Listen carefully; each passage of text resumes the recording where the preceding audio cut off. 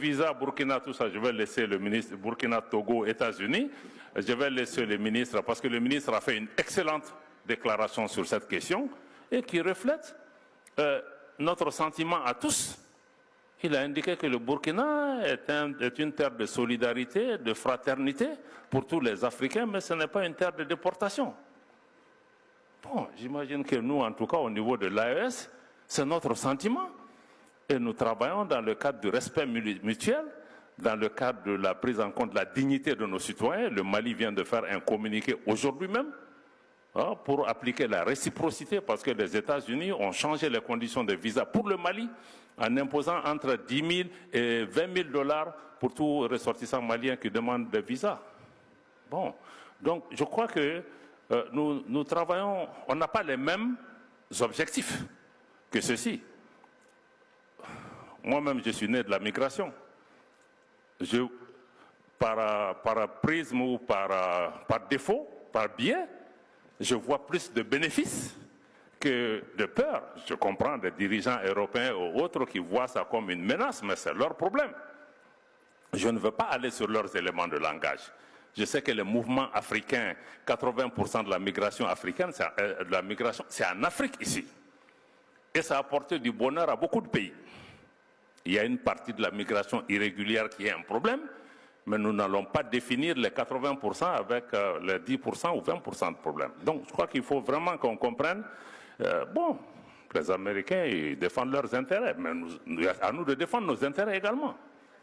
Je suis certain qu'ils ont besoin de nous autant qu'on a besoin d'eux. Donc je crois que ça, je vais dire ça sans aller, mais peut-être le Burkina pourra revenir en détail sur cette question. Et le dernier message que je vais peut-être laisser, sans aller dans le détail et en écoutant les jeunes gens, c'est ma réflexion sur la question même de la gouvernance dans nos pays. Et il y a beaucoup de questions. Le doyen Zerbo a parlé ce matin d'afrocratie. Il y a certains qui parlent de démocratie. Il y a certains qui ont des démocratures. Je répète encore une fois, démocrature. Il y a d'autres qui ont d'autres systèmes de gouvernement. Je crois que le champ doit être ouvert. Mais comme l'a dit l'ancien leader chinois, Deng Xiaoping, peu importe qu'un chat soit gris ou noir pourvu qu'il attrape la souris. Et je crois que c'est ce qui est important pour nous et pour nos jeunes gens. Il faut que nos gouvernements soient efficaces, il faut que nos gouvernements répondent aux attentes de nos populations.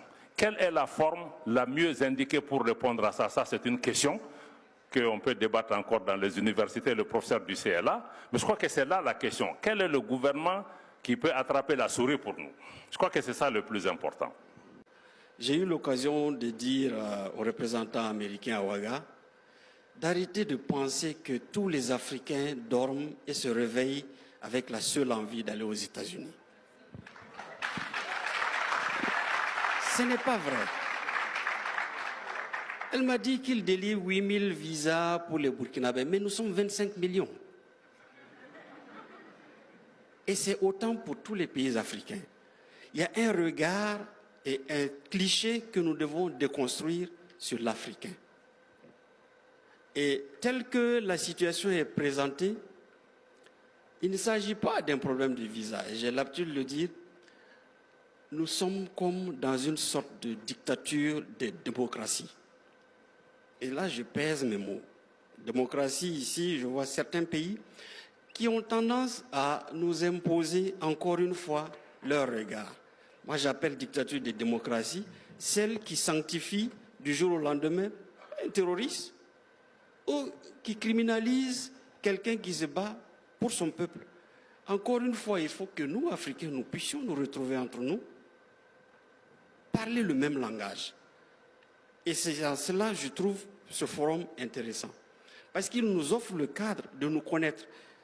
Nous sommes tous Africains, on se rencontre, mais au détour de ces cadres, on se rend compte que nous avons nous-mêmes besoin de nous connaître davantage.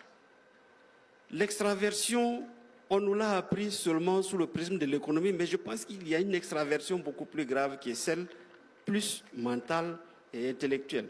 Nous connaissons beaucoup plus l'extérieur que nous n'en savons de nous-mêmes. Et il faut que nous, Africains, nous continuions à travailler, à nous connaître, à lire de la même façon. Et c'est comme ça qu'on peut consolider l'unité, c'est comme ça qu'on peut consolider l'union.